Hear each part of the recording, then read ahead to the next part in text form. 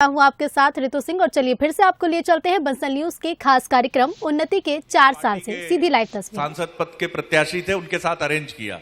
रात 12 बजे हमारी उनसे बात हुई, लेकिन वो डिनर कराने की बात भूल गए।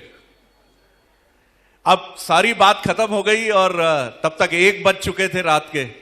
अब मेरे साथी बेचैन थे क्योंकि उनकी प्रतिष्ठा दांव पर थी कि भोपाल से आए वरिष्ठ साथी छोड़ेंगे भी नहीं, कि रात को 1 बजे भोजन भी नहीं कराया। अब वो बार बार बेचैनी से देखें कि प्रभु अब तो कहिए कि भोजन की तैयारी है। वो भूल गए, खड़े हो गए, नमस्कार। तो फिर उन्होंने कहा, अरे शरद जी को तो आपने भोजन पर बुलाया था। अब वो बेचारे झेप गए। वो अंदर गए और अपनी पत्नी से कहा कि कुछ बनाना पड़ेगा। तो पत्नी की बड़ी जोर से आवाज आई कि थक गई हूं, अब नहीं कर पाऊंगी। साहब, हम लोगों को तो ऐसा लगा काटो तो खून नहीं। एक तो भोजन के लिए आमंत्रित और अंदर से ये स्वर, वो भी बेचारी दिन भर। आपको मालूम है चुनाव के समय कितनी चाय बनती होगी सुशील भाई एक घर में, विधायक या लोकसभा, कल्पना नहीं कर सकते हम कितना भोजन बनता होगा। लेकिन जैसे तैसे रात 2 बजे प्रेशर कुकर की सीटी गूंजी, पराठे और बैंगन की सब्जी मुझे आज भी याद है। और हम ऐसे अपराध बोध से खा रहे थे कि जैसे हे प्रभु कब मुक्ति मिले यहां से और भागे। आप मुझे यह बताइए कि इन चुनौतियों के बीच में राजनीति क्यों? कई बार नहीं लगता कि MBA, IAS या कुछ और भी हो जाता? माफ कीजिएगा, मैं राजनेताओं के प्रति घोर श्रद्धा से यह प्रश्न पूछ रहा हूं, क्योंकि ये इधर बैठा पक्ष आप लोगों को जैसे हमें देखता है ना सर, कि हेलीकॉप्टर में बैठ गए तो उनको लगता है बड़ा पत्रकार है साहब, मुख्यमंत्री के बगल बैठा। जी इसका जवाब मैं देना चाहूंगा धनंजय। देखिए, कभी कभी ऐसा महसूस होता है, जितना अभी पढ़ते हैं, विशेष तौर पे कांग्रेस पार्टी का प्रवक्ता और संचार विभाग का अध्यक्ष होने के नाते, मुझे ऐसा लगता है कि यार उस समय पढ़ लिए होते। अब तो बिटिया भी IAS है साहब, अब तो और नहीं, वास्तव में जी। और धनंजय भाई हैं, सुरेंद्र वर्मा जी, ये सब काफी प्रबुद्ध लोग हैं, बहुत पढ़ते हैं और बहुत ज्यादा विचारशील प्रवक्ता हैं। और गर्व है मुझे कि मैं इनके साथ काम करने का मुझे अवसर मिला है। तो मैं अक्सर हफ्ते में 2-3 दिन तो बोलता हूँ, यार जब समय था तब हम लोग पढ़े नहीं, अब पढ़ रहे हैं। बहुत ईमान, मुझे लगता है तालियों से स्वागत होना चाहिए। ये बड़ी ईमानदाराना बात है जो मन से निकलती है। जी धनंजय जी। मुझे तो बहुत अच्छा लगता है जब मैं इस राजनीतिक जीवन में जब लोगों की सेवा करता हूं। आप देखेंगे, अगर हम कोई MBA किया उसकी बात कर रहे हैं, कोई इंजीनियर किया उसकी बात कर रहे हैं, कोई मेडिकल किया उसकी बात कर रहे हैं, आखिर सरकार के अधीन जितने भी विभाग हैं वहां तो पढ़े लिखे लोग ही बैठे हैं ना, चाहे IAS हो, IPS हो, चाहे वहां का कलर क्यों ना। उसके बावजूद समस्याएं हैं, जबकि सरकार की नीतियां हैं कि सरकार की योजनाएं हैं, सरकार की जो सोच है लोगों तक बेरोक टोक पहुंचाने वाले लोग कौन है? यही तो लोग हैं ना। अगर हम पढ़ाई को ही सर्वोपरि मानते हैं तो ये समस्याएं तो नहीं होनी चाहिए। कलम तो उनके हाथ में, ताकत उनके हाथ में है। हम राजनेता हैं, राजनीतिक जीवन में हैं, और लोग हमसे अपेक्षा करते हैं कि हम उनको कहें कि वो काम वो कर दें। तो मुझे ऐसा लगता कि अगर कांग्रेस पार्टी ने मुझे इस जगह बैठाला है, जनता स्नेह करती है, मुझ पर विश्वास करती, उम्मीद करती है, तो इन सारे चीजों से मेरा राजनीति करना बेहतर है, ऐसा मुझे महसूस होता है। क्योंकि सारी समस्याएं की जड़ सरकारी विभाग से निकलती है और वही खत्म होती है, और उसको खत्म करने का हम राजनेताओं के पास में है। बिल्कुल आप सही कह रहे हैं। और मेरे एक मित्र हैं, उनकी जब शादी हुई, बड़े जिम्मेदार पद पे हैं राजनीति में, तो उनका कहना था कि बमुश्किल इतने दोस्त मित्र, राजनेताओं के मित्र तो जाहिर है, बोले रात 2 बजे पत्नी का चेहरा देखने का अवसर मिला। माता जी ने धकेला कि भैया अब तो नहीं तो वो सोचेगी कहां आ गई है वो। रात 2 बजे बोले जैसे ही हम दुख सुख की बातें गुठिया रहे थे कि बाहर एक हुजूम रोने पीटने वालों का, मर जाएंगे, भैया को भेजो नहीं तो मर जाएंगे, पुलिस थाने में बिठा रखा है। बोले माताजी ने बहुत समझाया कि आज की रात्रि तो बड़ी महत्वपूर्ण है उसके जीवन की, आज तो उसको बख्श दो। नहीं बख्शा गया।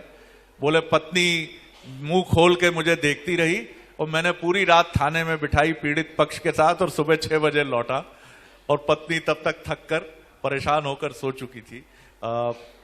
राजनीति का ये चेहरा हमें और आपको कई बार नहीं दिखता है। एक ब्यूरोक्रेट को मैं पूरे सम्मान से उनके प्रति बोल रहा हूं, आप उनको रात 12 बजे जगा आसानी से तो नहीं सकते, आप इन लोगों को जगा सकते हैं। आप इनका हाथ पकड़कर कह सकते हैं चलो भैया बड़ा अत्याचार हो रहा है हमारे साथ, आप चलना पड़ेगा। आप इनके बारे में जो भी राय रखें, लेकिन ये चीज भी जरूर देखें। मैं आपकी तरफ जी, आपको जोड़ना चाह रहे हैं। लोगों की पहली राय नेताओं को लेके एक ही है कि ये भ्रष्ट हैं, लेकिन जब समस्याएं आती है, चाहे मेडिकल संबंधित हो, चाहे शिक्षा संबंधित हो, किसी का एडमिशन कराना हो, तो सभी लोग उम्मीद करते हैं कि नेता उसमें मदद करे, लेकिन उनकी राय नहीं बदलती है कि उस दौरान जब हम इस नेता से मदद मांगे तो उन्होंने बिना किसी स्वार्थ के, एक जो नेता का गुण है, एक नेता का दायित्व है, उसको पूरा करते हुए उसकी मदद की है। फिर भी उनकी सोच में वही है कि नेता भ्रष्ट है। ये सोच बदलनी चाहिए। बिल्कुल आप सही कह रहे हैं, और मैं ये भी सोचता हूं कि कैसे कहें इस चीज को, लेकिन ये है बहुत पीड़ादायक कि हमेशा हम कुछ चमकदार चीजों को देखकर एक बड़े नतीजे पे पहुंच जाते हैं। आप भी इसमें कुछ जोड़ना चाहेंगे?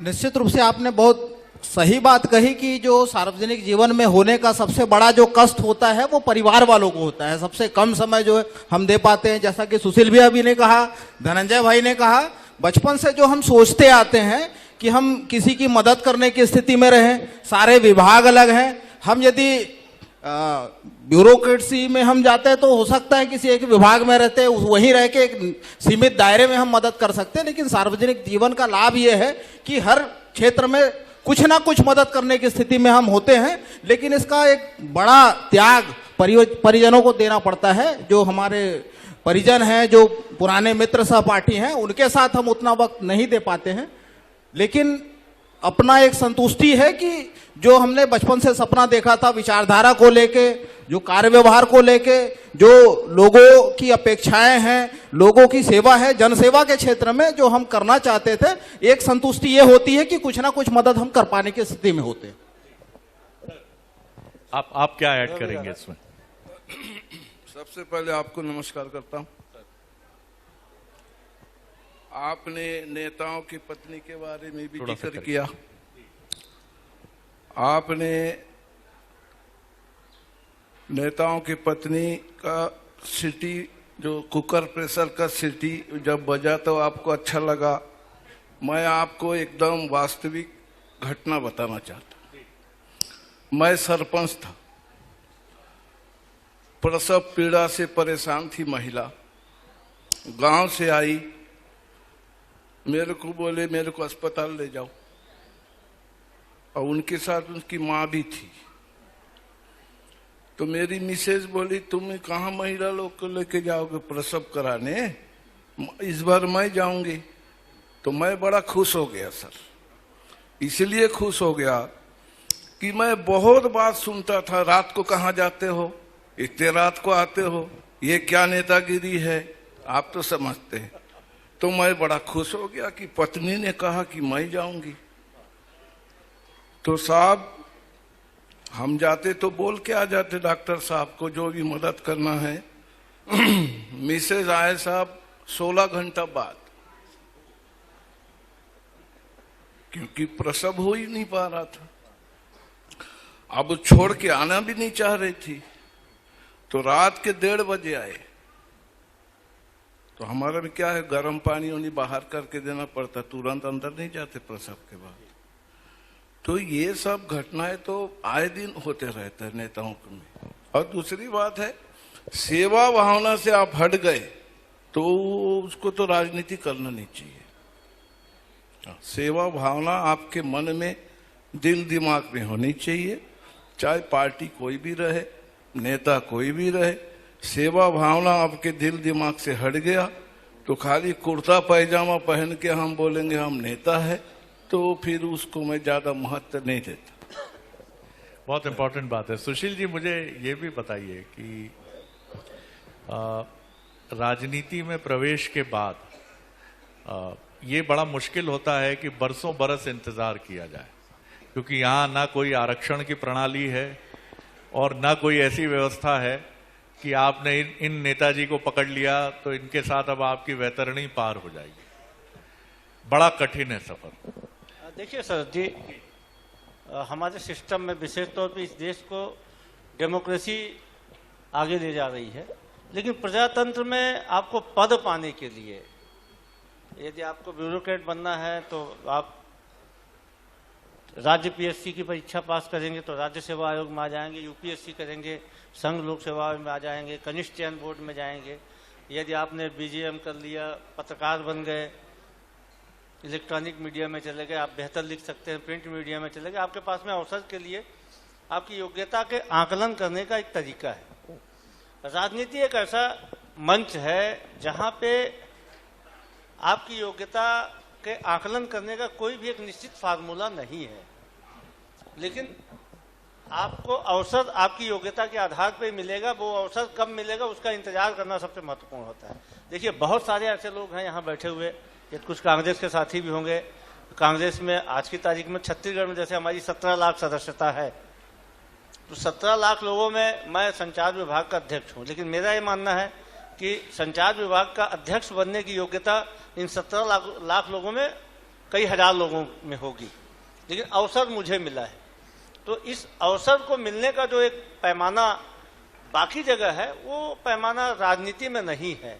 ये एक कठिन, ये चाहे विसंगति बोलिए भारतीय राजनीति में या डेमोक्रेसी में, कि आपको अवसर मिलेगा। इसका कोई दूसरी चीज कि राजनीति करने वाले आदमी को ना हमेशा सतत प्रक्रिया है। यदि आप, ऐसा नहीं है कि आप राजनीति कर रहे हैं, आप 6 महीने घर बैठ गए, फिर 6 महीने बाद जब आप आएंगे तो फिर आपको जीरो से, पेट्रोल पंप में जैसे होता है ना, फिर आपको शून्य से शुरू करना होगा।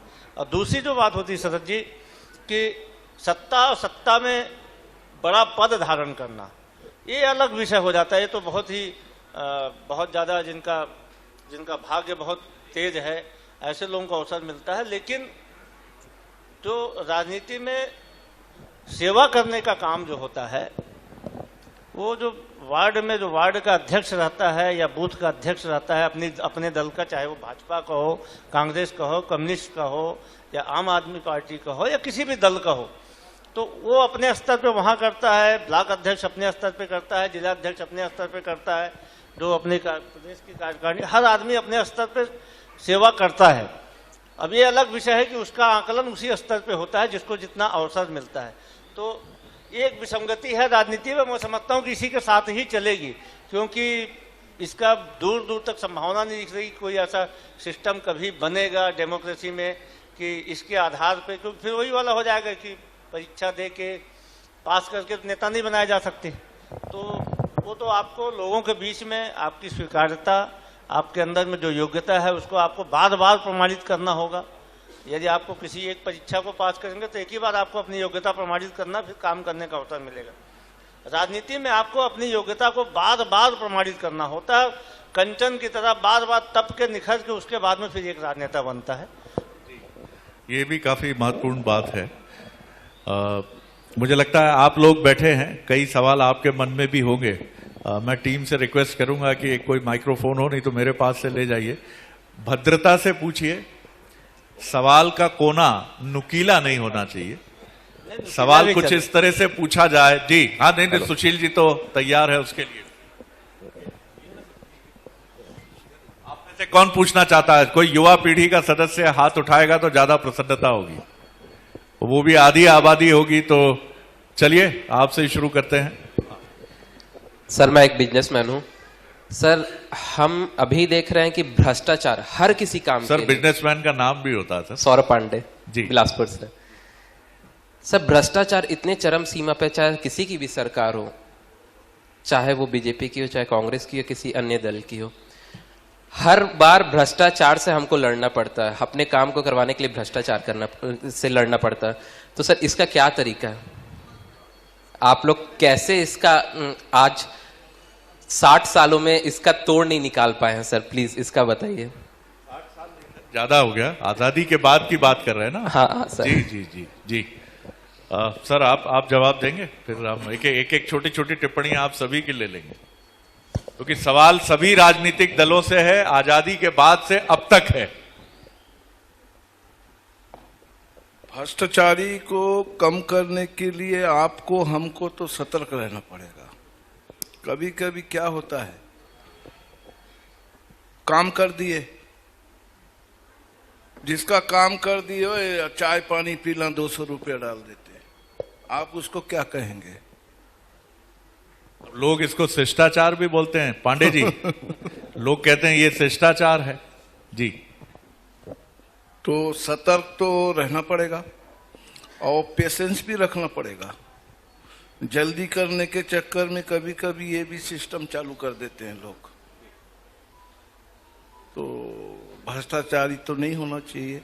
आप डिफेंसिव दिख रहे हैं मुझे इस मुद्दे पे जी, सुरक्षात्मक दिख रहे हैं आप इस मुद्दे पे मुझे। नहीं सुरक्षात्मक नहीं, मैं हकीकत बात को कह रहा हूं कि मैं 12वां नंबर में हूं लाइन में, मेरे को 2 नंबर में जाना है जल्दी, तो वही गड़बड़ होता है, जो वास्तविक बात को मैं बता रहा हूं।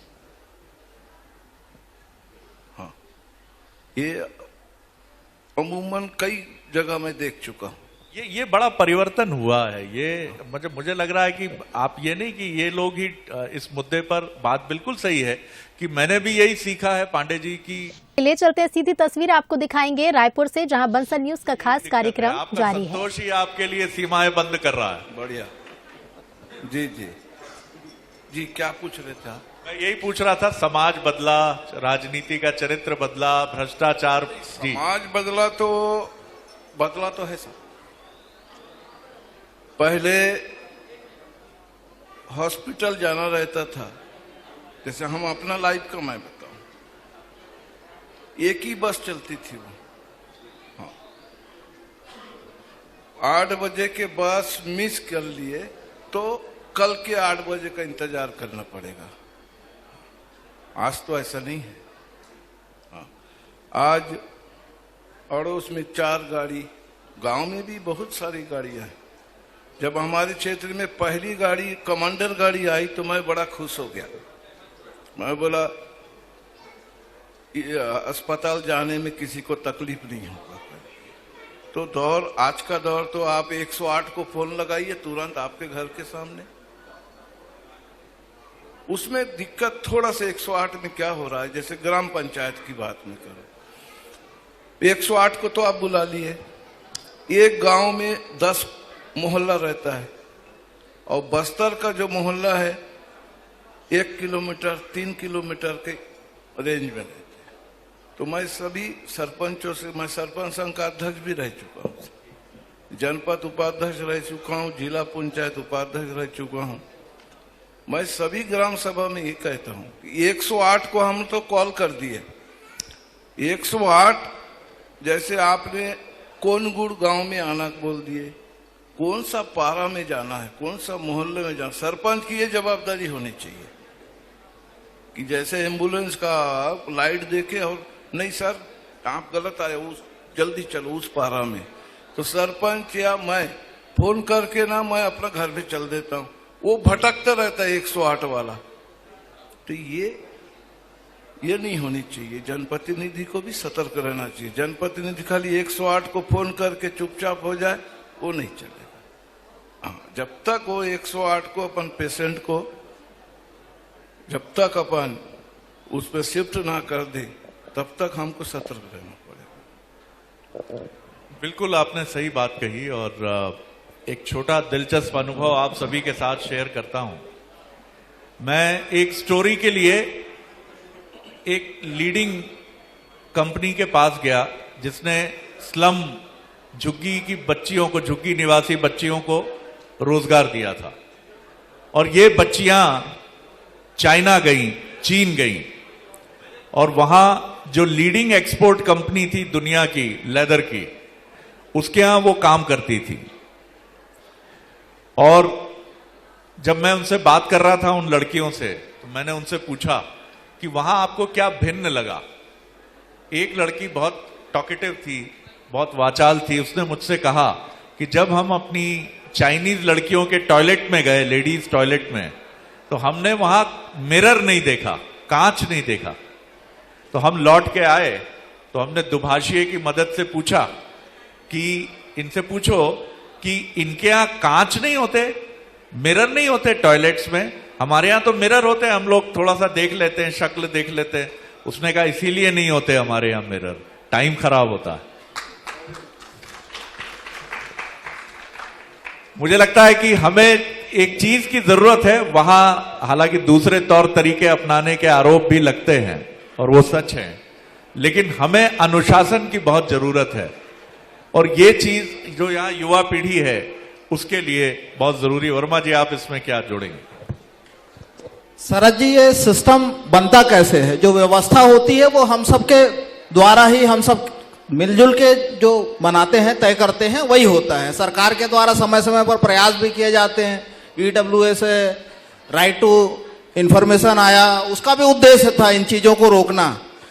लेकिन कोई भी कानून समुचित समाधान नहीं हो सकता जब तक हम, जैसा कि दादा ने बताया, सुशील भैया ने कहा कि हम जब क्यू में खड़े होते हैं, 20वें नंबर पे हैं, तो हम यही सोचने लगते हैं कि कैसे हम दूसरे नंबर पे पहुंच जाएं। राष्ट्रवाद के नारे सुनते हैं, राष्ट्रवाद की बातें कही जाती है, लेकिन ऐसे अवसरों पे हम देखते हैं कि व्यक्तिगत स्वार्थ जो है वो ऊपर हो जाता है। तो जब तक ये इन चीजों पे नियंत्रण नहीं होगा, कोई भी कानून इसका समाधान नहीं हो सकता। सिस्टम क्योंकि हमसे ही बनता है, हम सब मिलके ही सिस्टम बनाते हैं, और जो स्थितियां बनती है उसके प्रति जिम्मेदार हम ही हैं। तो अगर खराबी है तो सुधारने की जिम्मेदारी भी हमारी ही है। चलिए, कुछ युवा पीढ़ी से कोई सवाल ले लीजिए। हमारे साथी जो भी हैं, माइक्रोफोन ले जाएं, देखें उधर कि किसी, ये ले जाइए। ये कौन सवाल पूछ रहा है?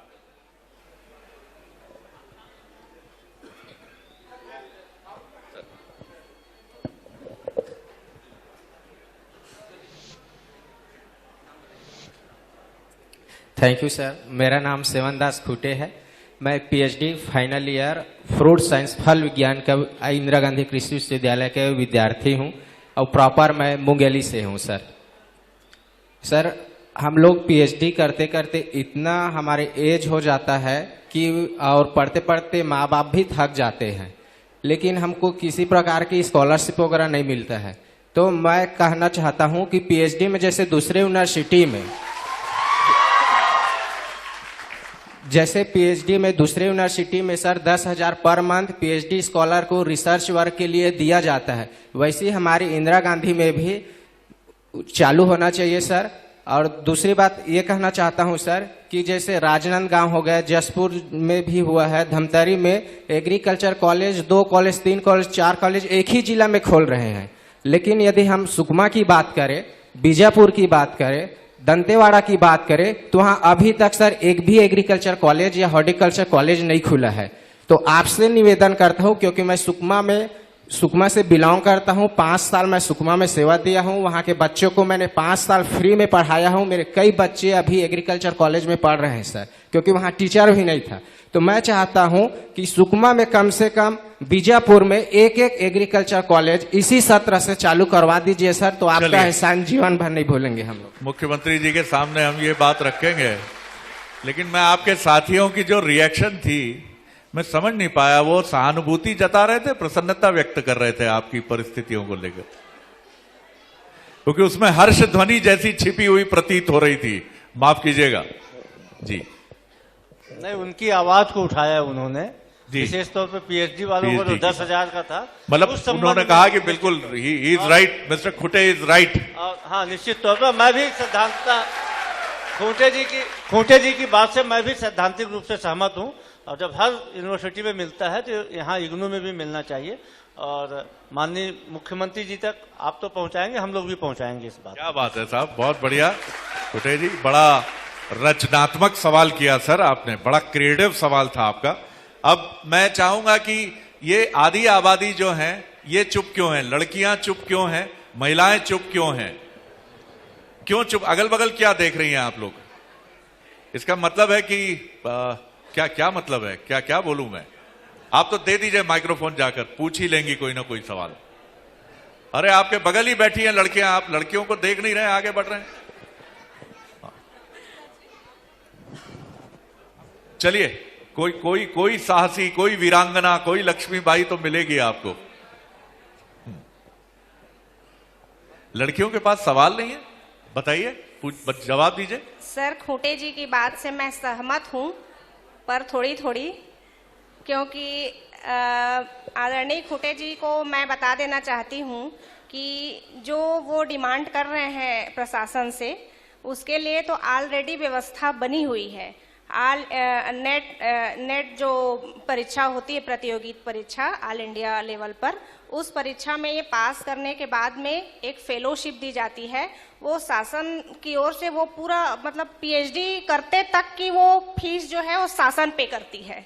इसके लिए वो घबराए नहीं, नेट की तैयारी करें, प्रोफेसर बने और सरकार की जो मंशा है और जो वो सरकार जो सुविधा दे रही है उनका फायदा लें। बताइए आप। मैम जो आप बोल रही है यूजीसी का है, हमारे यहाँ आईसीआर से होता है, Indian council of agriculture research से। तो मैं 2 बार नेट क्वालिफाइड हूँ, 2017 में पास किया, 2022 में पास किया हूँ। कमाल है। ये सारे पीएचडी कर रहे हैं क्या, ये आपके पीछे बैठे हैं जो? हाँ, तो वहाँ पर ऐसा कोई फेलोशिप नहीं है मैम। और नहीं, जेआरएफ नहीं, होता है सर। जेआरएफ मैं खुद ऑल इंडिया टॉपर हूँ, नेट हूँ, पीएचडी हूँ, सेट हूँ पॉलिटिकल साइंस में, इसलिए आपके प्रश्न का जवाब दे पा रही हूँ। नहीं, आप सही बोल रहे हैं मैम। आप जेआरएफ जो होता है ना, वो जूनियर रिसर्च फेलोशिप के नाम से होता है। उसमें शासन जो है यूजीसी पूरे मतलब स्कॉलर लोगों को पेमेंट कराती है। जी आप सही बोल रहे हैं मैम, वो यूजीसी में है, लेकिन यूजीसी में हमारा एग्रीकल्चर का एक भी सब्जेक्ट नहीं है मैम, एक भी सब्जेक्ट नहीं है। और जो या फिर दूसरे सब्जेक्ट से देते हैं तो वो फिर हमारे इधर एग्रीकल्चर में इंक्लूड नहीं होता है मैम।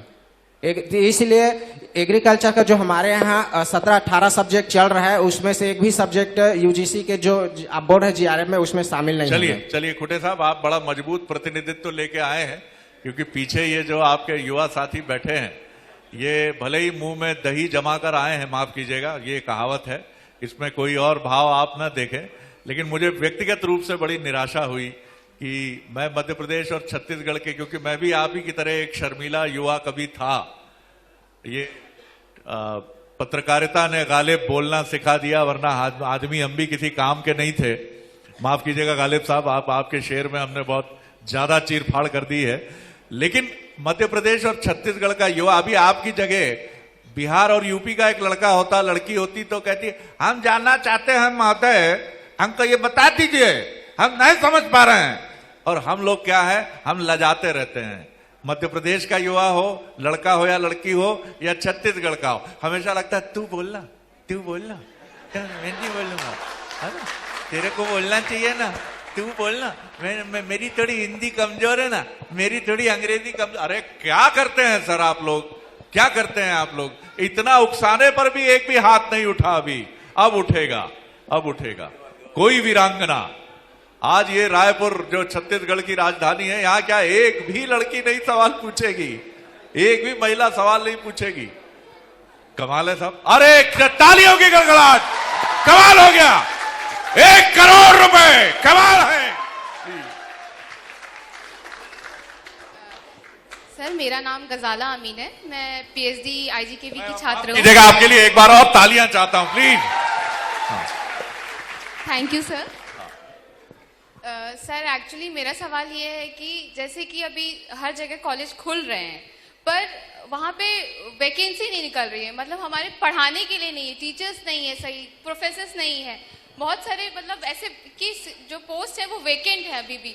सर तो हमें रोजगार के लिए भी सर ये बहुत बड़ा मुद्दा है, क्योंकि हर जगह आप कॉलेज खोले जा रहे हैं, बट पढ़ाने के लिए वहाँ कोई नहीं है, तो फिर क्या मतलब है कॉलेज खोलने का, क्या मतलब है इन सब? बिल्कुल, आपका बहुत मौजूद सवाल है। और सर एक और मेरा सवाल है कि हमारे में बोला जाता है कि मतलब आगे आपको पोस्ट ये मिलेगा आएगा, तो 2 चीज बहुत जरूरी बोलते हैं कि आपको पैसा चाहिए और सोर्स चाहिए। तो ये पैसा और सोर्स क्या है? मतलब मेहनत कुछ नहीं होता है, काबिलियत कुछ नहीं होती है, ये क्या है? पैसा सोर्स, पैसा चाहिए और सोर्स चाहिए। सर तो हम क्या करें? मतलब एज अ यूथ मेरा क्वेश्चन है सर, मैं मतलब ऐसे कि रिजर्वेशन को भी लेके भी मैं बहुत मतलब सोचती हूँ कि क्या है ये, जहाँ वहाँ मेहनत काबिलियत जो बच्चा अच्छा कर रहा है, अच्छा परफॉर्म कर रहा है, उसको वो सीट ही नहीं मिल रहा है, क्या मतलब है? मैं मतलब एज अ मतलब अपने सहपाठी जितने भी मेरे कोमेट्स हैं, मैं उनसे भी पूछना चाहती हूँ, जो लोग एलिजिबल है, जो लोग वो मतलब जिनके अंदर है कि हाँ हम कर सकते हैं, वो लोग क्यों नहीं आवाज उठाते हैं, वो लोग क्यों नहीं बोलते हैं? क्या बात है, अब आप ज्यादा बोलेंगी तो मैं भावुक हो जाऊंगा। कमाल बोली हैं आप, कमाल बोली हैं आप, थैंक यू सर। कमाल बोली हैं आप, और इतना आत्मविश्वास और इतनी खनकती हुई आवाज, और इतना वक्त ले लिया आपने सोचने में, सवाल पूछने में। जी शरद जी, मैं गजाला जी की इस बात से सहमति व्यक्त करूंगा कि यदि आपके अंदर योग्यता है तो ये पैसा और पावर ये दोनों गौण है। मैं नहीं, आप मेरी बात सुनिए। मैं सुन लीजिए, यदि आपके अंदर डिबेट मैं नहीं कर एक रहे हैं। बहुत इसे है मेरा व्यक्तिगत पारिवारिक उदाहरण है, लेकिन मैं इसको आपके समक्ष शेयर करूंगा, क्योंकि आप जैसी प्रतिभावान बच्ची के मुंह से इस प्रकार की बातें कहीं न कहीं समाज में निराशा भी पैदा करती है। देखिए, मेरी बिटिया श्रद्धा, आप सब जानते हैं कि यूपीएससी में 45वां रैंक, 45वां रैंक अभी तक का छत्तीसगढ़ में किसी ने नहीं हासिल किया था। मैं आपको बता दूं कि श्रद्धा कभी भी छत्तीसगढ़ के बाहर पढ़ाई के लिए नहीं गई। लोग ये पूछते थे, उचित भैया बैठे हैं, कि कहाँ से कोचिंग कराया था सुशील आपने? तो कोचिंग रायपुर में की। एक मिथक टूटा कि रायपुर में रह के कोई बच्चा यूपीएससी क्लियर कर सकता है और रैंक ला सकता है, और खास करके जनरल आरक्षण तमाम तरीके की बातें गौर होती कि जनरल वर्ग का बच्चा यूपीएससी में रैंक लाएगा रायपुर में रह के। पहली बार उसने दिल्ली कब देखा था? जब उसका पहली बार जिस समय उसका आईपी टेप में सिलेक्शन हुआ, तो मॉक इंटरव्यू कराने के लिए कुछ लोगों ने, जो पारिवारिक मित्र थे, यहाँ कुणाल शुक्ला जी बैठे हैं, ऐसे मित्रों ने सलाह दिया कि अब मॉक इंटरव्यू कराने के लिए दिल्ली जाना चाहिए। तो 4 कोचिंग में मॉक इंटरव्यू कराने के लिए हम पहली बार उसने दिल्ली देखा। तो ऐसा कुछ नहीं है कि आपको अप्रोच चाहिए, आपके पास पैसा होना चाहिए, आपके पास पावर होना चाहिए। यदि आपके अंदर योग्यता है और मेहनत करने की क्षमता है, और रायपुर में तो इतना शानदार एकेडमिक माहौल अब बन चुका है, खास करके नालंदा परिसर में आप लोग बच्चे हैं, जाते होंगे, तो ये पिन ड्रॉप साइलेंट रहता है।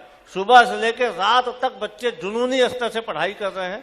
तो यदि आपके अंदर योग्यता है, तो मैं नहीं मानता कि कहीं पे पावर, आरक्षण, पैसा ये कोई आड़े आएगा। आपकी योग्यता आपको मुकाम हासिल कराएगी। बिल्कुल बिल्कुल ठीक बात है। और गजाला नाम था आपका जी, तो इन्होंने तो बड़ा कमाल सवाल किया। अब मैं देखना चाहता हूं दूसरी वीरांगना को, कोई और जो, अरे कमाल है, आपके लिए भी तालियां। बहुत सुंदर, बहुत बढ़िया जी।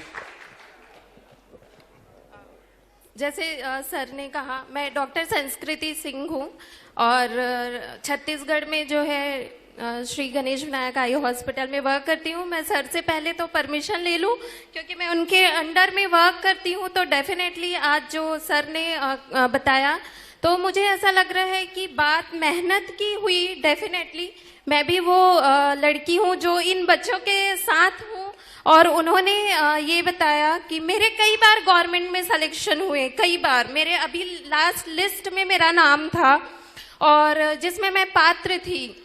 और जो है, मैं आपको एक बात बताना चाहती हूँ कि पात्र लिस्ट में नाम आने के बाद जब 1 महीने 6 महीने में जो लिस्ट आता है ज्वाइनिंग का, उसमें मेरा नाम नहीं था। तो अगर सर की बात है मेहनत की, और जैसे सर, मुझे ऐसा लगा कि सर ने बात को घुमा दिया। वो बच्ची, मुझे नहीं पता कि उसका क्या क्वेश्चन था, और डेफिनेटली जो श्रद्धा उनकी बेटी होगी, हम बहन जैसे ही हैं, मान के चलिए। तो मेरा ये कहना है कि मेहनत की बात है, और अगर उसने आरक्षण रिजर्वेशन की बात कही है, तो मैं ये बताना चाहूंगी कि डेफिनेटली आप जो सोर्स देना चाहते हैं आप दीजिए, जितने पैसे, स्कॉलरशिप, सर ने भी बहुत अच्छा क्वेश्चन बताया कि आप दीजिए। और आज मैं लकी मानती हूँ कि इस जगह पे मुझे एक क्वेश्चन करने का मौका मिला। वैसे मैं वेल सेटल्ड हूँ और खुद डॉक्टर हूँ, और मैं जो है 12 साल से वर्क कर रही हूँ, लोगों की सेवा कर रही हूँ। और ये बताना चाहती हूँ कि मैं पॉजिटिव हेल्थ जोन जो है, हम बहुत सारे इंटीग्रेटेड चीजें कर रहे हैं, लोगों की हेल्प के साथ साथ उनके डिजीज को ठीक कर रहे हैं। लेकिन अगर आरक्षण की बात आती है और मेहनत की बात आती है, सर ने बोला मेहनत करके आप आगे आइए, तो वो परसेंटेज तो बड़ा जबरदस्त था। सवाल करने वाला ही मिलॉर्ड सवालों के घेरे में आता है। कमाल है सर, तालियां इनके लिए। धन्यवाद आप सबका। लेकिन मेरा एक छोटा सा सवाल रहेगा, क्योंकि नो डाउट पिछले 4 सालों में ग्रामीण स्तर पे बच्चों के लिए बहुत सारे कार्यक्रम किए गए हैं और बहुत सुधार आया है। लेकिन जब आप रायपुर के 60-70 किलोमीटर के आगे जाते हैं, तब समझ में आता है कि छत्तीसगढ़ जो राम के चरित्र को दर्शाता हुआ राज्य था, इतने शांत लोग, इतने अच्छे लोग। पिछले साल हमने देखा कि नशे का कारोबार इतनी तेजी से फैला युवाओं में? क्योंकि कोरोना के बाद की बदली हुई परिस्थितियों में हमारे युवाओं के लिए सरकार के पास मेंटल कंडीशनिंग के लिए क्या प्रोग्राम है? या तो युवा हमारे सोशल मीडिया में चले गए हैं या ड्रग्स में चले गए। रायपुर में बहनें ड्रग्स लेती हुई पाई जा रही हैं। तो सरकार के पास मैं जानना चाहूंगा आप लोगों से कि युवाओं को काउंसलिंग के लिए क्या योजना है कि हमारा आने वाला युवा पीढ़ी बच पाए इन चीजों से। बस इतना जानना है। झा साहब, आपने देखा होगा कि छत्तीसगढ़ में युवाओं के नशे का जो सबसे बड़ा केंद्र हुआ करता था वो हुक्काबाज हुआ करता था। पिछले 1.5 दशक में इस राज्य में विशेष तौर पे राजधानी रायपुर में हुक्काबाज की एक बाढ़ आ गई थी, जहां पे हमारे आपके आसपास के छोटे बच्चे, हम सब के घरों के बच्चे जाते थे और हुक्काबाज के नाम पे वहां पे नशा परोसा जाता था। और छत्तीसगढ़ में हमारी सरकार बनने के बाद शरद जी हुक्काबाज को लगभग नेस्त नाबूद कर दिया गया। पहली बार नशे के नाम पे किसी प्रदेश में नशे के कारोबार के नाम पे डीजीपी बदला गया होगा इस देश में, तो मैं समझता हूँ कि सिर्फ छत्तीसगढ़ है, जहाँ पे मुख्यमंत्री ने मीटिंग करने के बाद में डीजीपी को बदल दिया कि छत्तीसगढ़ से एक पत्ती भी गांजे की तस्करी नहीं होनी चाहिए, छत्तीसगढ़ से होके एक पत्ती भी गांजा नहीं निकलना चाहिए। निश्चित तौर पे झा साहब की पीड़ा जायज है। बच्चों को नशे के कारोबार से, नशे की लत से दूर रखना ये समाज की, सरकार की, दोनों की नैतिक जवाबदेही है और इस दिशा में ठोस प्रयास किए जा रहे हैं। बिल्कुल ठीक है झा साहब। और मेरी जो पीढ़ी थी, देखिए वो उनके सवाल से मैं इतना दबाव में आ गया कि मैं बोल रहा हूं मेरी जो पीढ़ी थी, यानी 80 साल मैंने मान लिया है अपने को।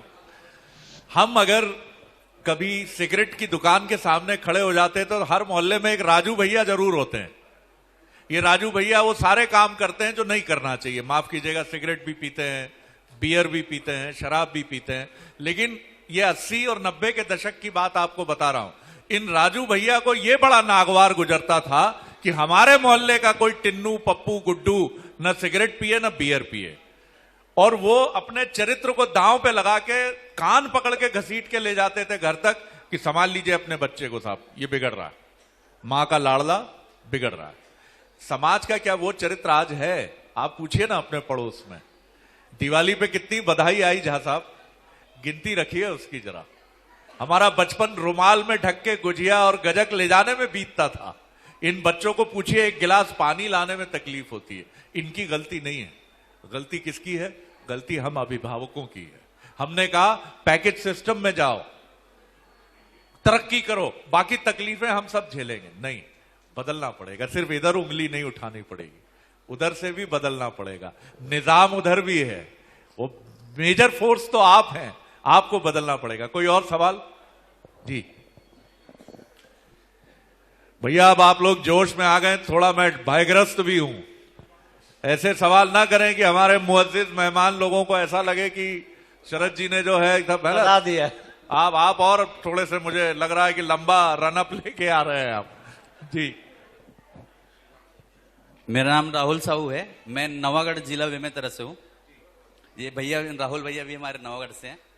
मैं ये कहना चाह रहा था, आज के युवाओं को जो है हर समय जो है फोन जो है अवेलेबल रहता है, तो वहां पर जो कोई भी एक इमोशन के साथ वो कुछ सर्च करता है वहां पर, तो वही इमोशन उसे दिन भर जो है 24 घंटे वो उसी के अकॉर्डिंग वो फिर डूबते जाता है फोन में। तो मैं ये चाहता हूं कि जो सोशल एक्टिविस्ट ऐसे भी आएंगे जो आर्टिफिशियल इंटेलिजेंस के खिलाफ अवेयर करेंगे समाज को, डिजिटल एडिक्शन के खिलाफ समाज को अवेयर करेंगे। ठाकुर साहब जी।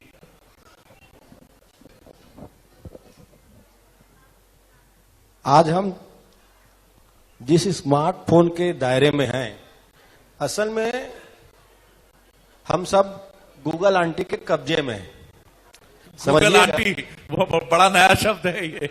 गूगल आंटी इसलिए कह रहा हूं मैं क्योंकि एक वो दौर था जब हम लोग भी थे, मतलब हैं भी, कि हम अपने दादा दादी के साथ बैठते थे, चाचा चाची के साथ बैठते थे, भैया भाभी के साथ बैठते थे। आज क्या है, घर में बैठे हुए हैं तो उधर भैया गूगल के साथ बैठे हुए हैं, उधर भाभी गूगल के साथ बैठी हुई है, उधर बुआ गूगल के साथ बैठी हुई है, चारों के हाथ में मोबाइल है, कमरा एक है, लेकिन कोई एक दूसरे से बात नहीं कर रहा है। तो हम खुद रिश्तों को भी खत्म कर रहे हैं, खुद को डिस्टर्ब कर रहे हैं, और जो वास्तविक जिंदगी हमको जीनी चाहिए वो हम नहीं जी पा रहे हैं। उन्होंने अच्छा सवाल किया कि लाइब्रेरी होनी चाहिए। लाइब्रेरी की उम्मीद हम ना करें, बेहतर है घर में रखे पुस्तकों से ही हम ज्ञान अर्जित कर लें। तो मुझे लगता है गूगल की जरूरत नहीं पड़ेगी, और जितना गूगल में हम सर्च करेंगे उतना ज्यादा व्यस्त होंगे, उतना ज्यादा भूलेंगे, उतने ज्यादा व्यस्त होंगे। तो मुझे लगता है वो भी दौर था जब घर में वो फोन होती थी जिसमें डायल किया जाता था 1 2 3 4। फोन तो उस दौरान भी थे, उसके बाद कीपैड वाले मोबाइल आए, उसके बाद स्मार्टफोन आ गया, और उसका नाम ही स्मार्ट है, वो आपको कहां छोड़ेगा। तो बेहतर है, हमको अच्छी जिंदगी जीनी है तो गूगल आंटी के दायरे से बाहर आना होगा। दादा दादी, बुआ फूफा जी, भैया भाभी और चाचा चाची के बीच बैठेंगे तो सामाजिक संस्कार भी सीखेंगे। अगर घर में मोबाइल को बंद करेंगे और बुक्स का सहारा लेंगे तो बहुत सारी जानकारी भी आएगी। तो शॉर्टकट का जो तरीका है गूगल के माध्यम से, वो हम सबको बर्बाद कर रहा है। हम एजुकेशन के क्षेत्र में भी बात कर लेते हैं, जहां एक दौर था कि बच्चों की बैग की वजन 8 किलोग्राम है, इस पर चर्चा होती थी।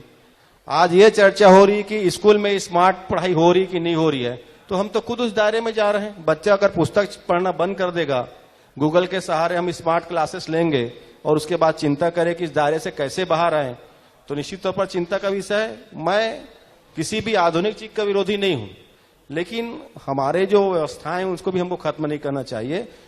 आज तो स्थिति यह है कि बच्चा स्मार्टफोन में क्रिकेट खेल लेता है, उसी में फुटबॉल खेल लेगा, उसी में तैराकी कर लेगा, और दिन भर बैठा हो क्या कर रहा है भाई, गेम खेल रहा हूं। पहले ये होता था कि बच्चा बाहर निकल के गुल्ली डंडा खेलता था, दौड़ता था, गिरता था, मजबूत होता था। आज कुछ चीजें है ही नहीं, बच्चों को चोट लगना बंद हो गया है।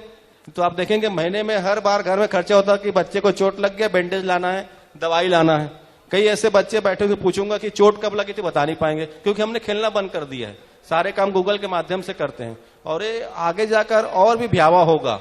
मुझे लगता है हम सबको धीरे धीरे इन चीजों से दूर होनी चाहिए, पुस्तक पढ़नी चाहिए, परिवार के साथ बैठनी चाहिए, समाज के बारे में चिंता करेंगे। वो भाई साहब ने कहा ना कि ड्रग्स, नशा, भाई क्यों फैला नशा? क्योंकि हम चौक चौराहों में बैठना बंद कर दिए, बस्तियों में बैठना बंद कर दिए, कॉलोनी के चबूतरे में बैठना बंद कर दिए, और वहां तस्करों का अड्डा बन गया है।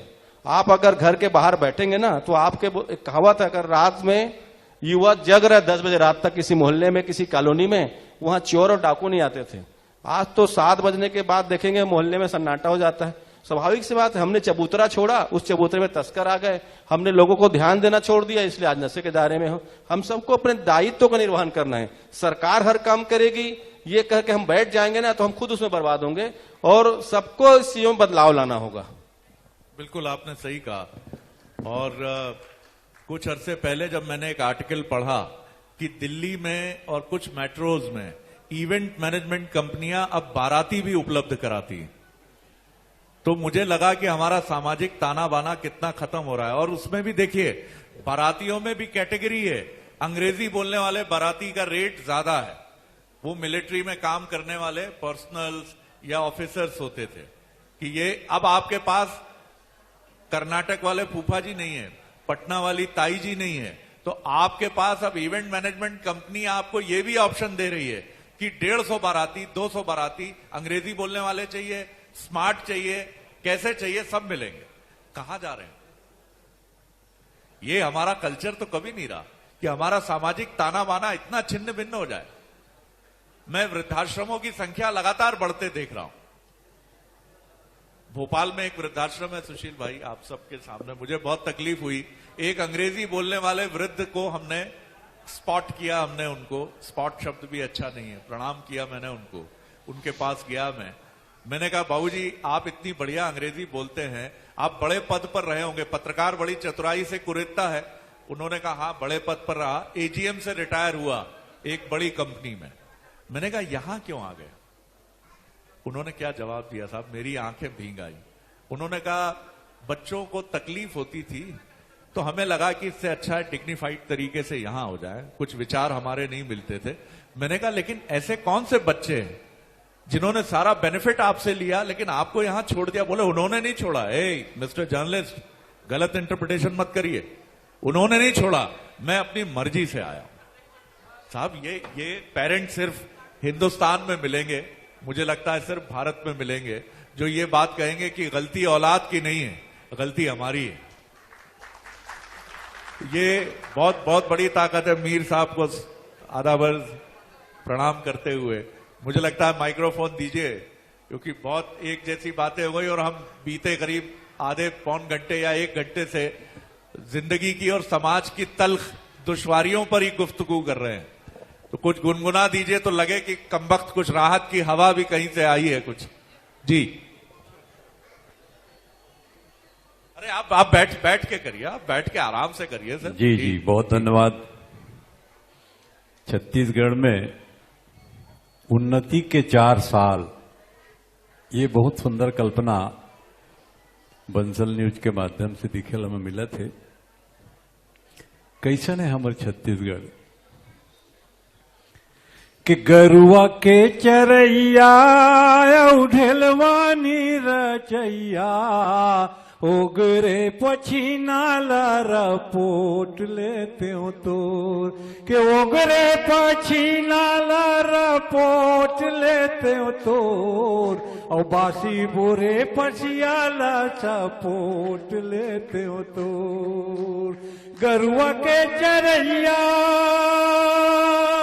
गो कि ठेला नहीं पायो ढेरा यहाँ चचरे है जोई कि ठेला नहीं पायो ढेरा यहाँ चचरे है जोई और खोची खोची खोइला मातया माया टन गोई और पोटहर दे बाटी वाला जांगर के पेरैया ओगरे पछीना लरपोट लेते हो तोर और बासी बोरे पछियाला चपोट लेते हो तोर और ब्रह्मांड से संबंध के सुकुआ सुत निंदा राखे जागे तोर सेती के सुकुआ सुत निंदा राखे जागे तोर सेती और नांगर लाहुट के कुटेला मारे तोर चेती और हरिया धर ले पड़ की के हरिया धर ले पड़ की